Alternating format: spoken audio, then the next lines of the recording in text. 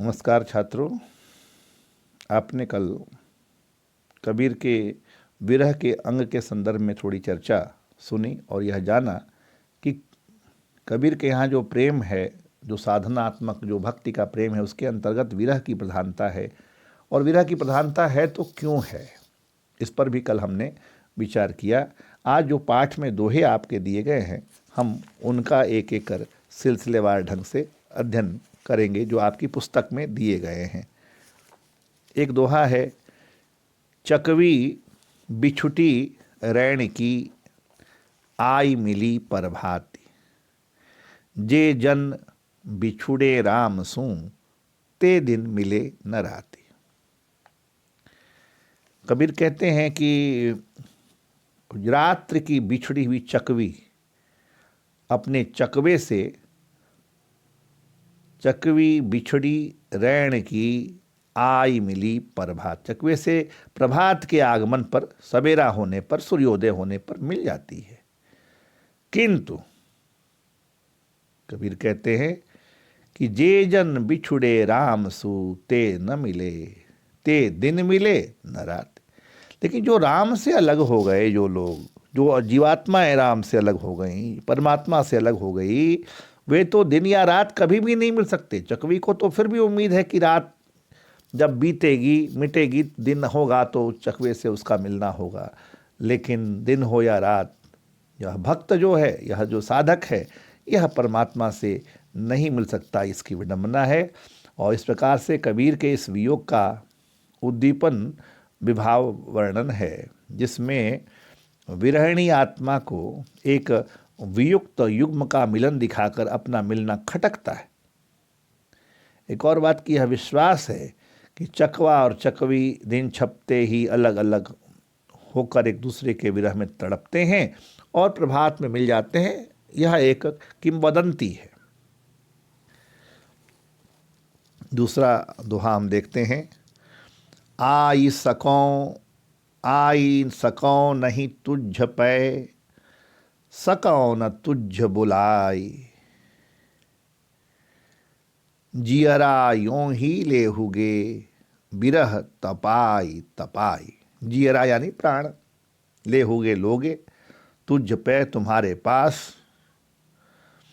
अब इस साखी में कबीर की वियोगिनी आत्मा है, वो कहती है कि मैं तेरे पास भी नहीं आ सकती। आई सको नहीं तुझ पै, सको न तुझ बुलाए, क्योंकि मैं इतनी समर्थ नहीं हूं कि तेरे पास आ सकूं। तू तो पवित्र है, तू तो शुद्ध है, मैं अपवित्र हूं। तमाम तरह की वासनाओं से, तमाम तरह की वृत्तियों से, मलिन वृत्तियों से मेरा मन घिरा है।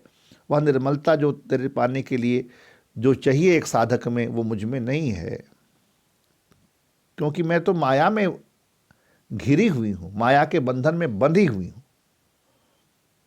तो मैं तो तेरे पास नहीं आ सकती। लेकिन कठिनाई इतनी ही नहीं है। कबीर कहते कठिनाई इससे बड़ी है, सको न तुझ बुलाए। मुश्किल ये है, यह जो आत्मा है, जो जीवात्मा है, उसकी मुश्किल यही है कि भाई मैं तो समर्थ नहीं हूं, मुझ में यह पात्रता नहीं है कि मैं तेरे तक आ सकूं। लेकिन उससे बड़ी मुश्किल, उससे बड़ी कठिनाई ये है कि मैं तुझे अपने पास भी नहीं बुला सकती। सको न तुझ बुलाए, क्योंकि मैं अभी सर्वात्म समर्पण नहीं कर सकी जो तुझे आकृष्ट कर मेरे पास तक ले आवे।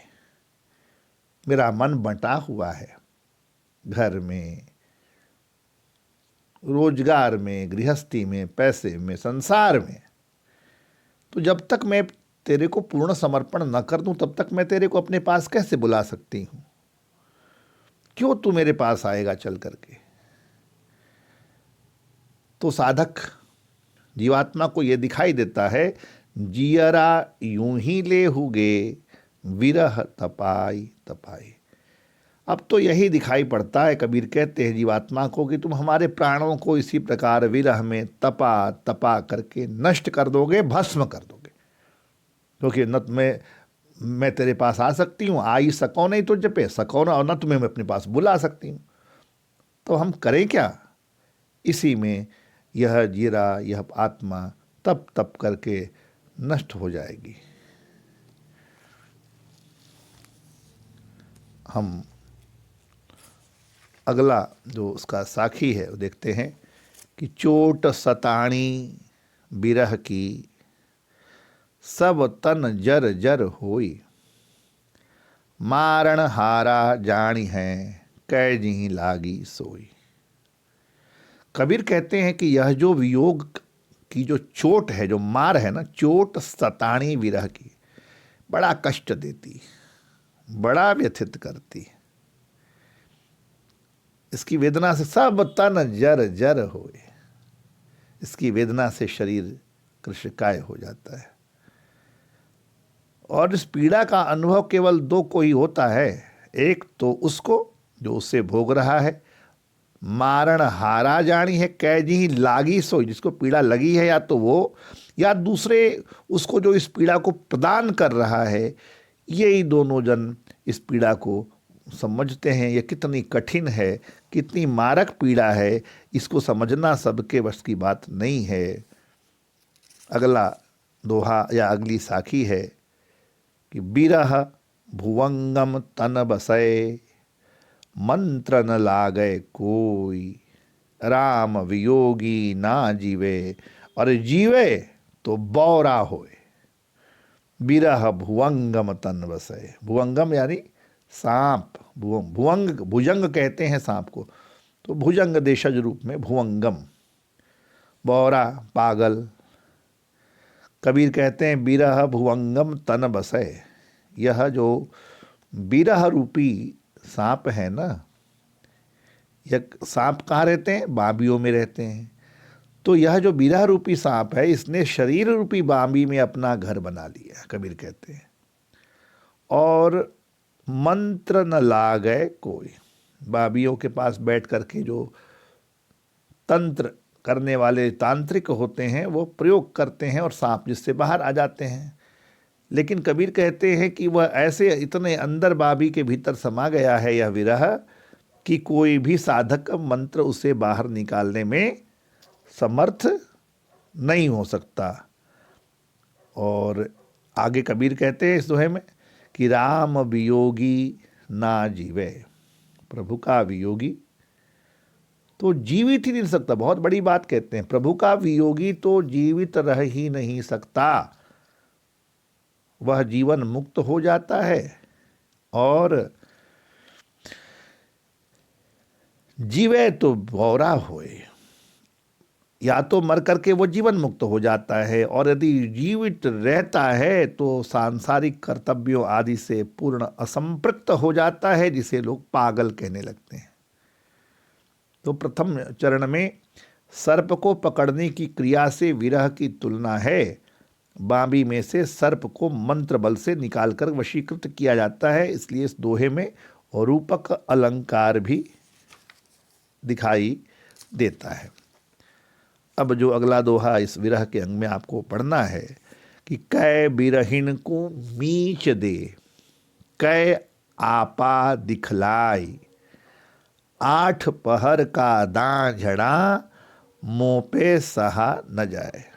यह पराकाष्ठा है विरह की, वियोग की, जिसमें देखिए मृत्यु के भय से सब भयभीत, सब डरे हुए हैं, लेकिन परमात्मा के प्रेम में डूबी हुई जो जीवात्मा है ना, जो आत्मा है, वह कितनी निर्भीक हो जाती है कि उसको अब मरने का भय भी नहीं सताता।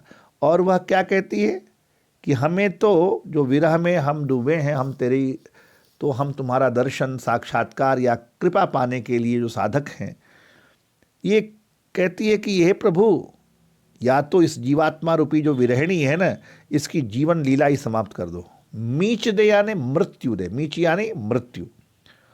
और या अगर ऐसा नहीं कर सको तो एक काम करो कि आपा दिखलाए, अपने को दिखला दो, अपने स्वरूप का दर्शन करा दो इन आँखों को, या तो जीवन लीला समाप्त कर दो या तो दर्शन करा दो। आठ पहर का दांझड़ा, मुँह पे सहा न जाए। यह जो जीवात्मा है, यह कहती है कि यह जो 8 पहर मतलब कुल दिन रात, 4 4 प्रहर के दिन, 4 पहर का दिन और 4 पहर की रात। जो साधक है, जो वियोगी साधक है, जो परमात्मा की प्रतीक्षा करता हुआ साधक है, जो विरह में, साधना में, विरह में डूबा हुआ साधक है, वो कहता है कि यह 8 पहर का, दिन रात की यह जो पीड़ा है, विरह की वेदना है जो मेरे हृदय में, यह अब सहन नहीं होती। या तो इसे समाप्त कर दो, या अपने मेरे पास आकर अपने स्वरूप का दर्शन कराकर मुझे कृतार्थ कर दो। धन्यवाद।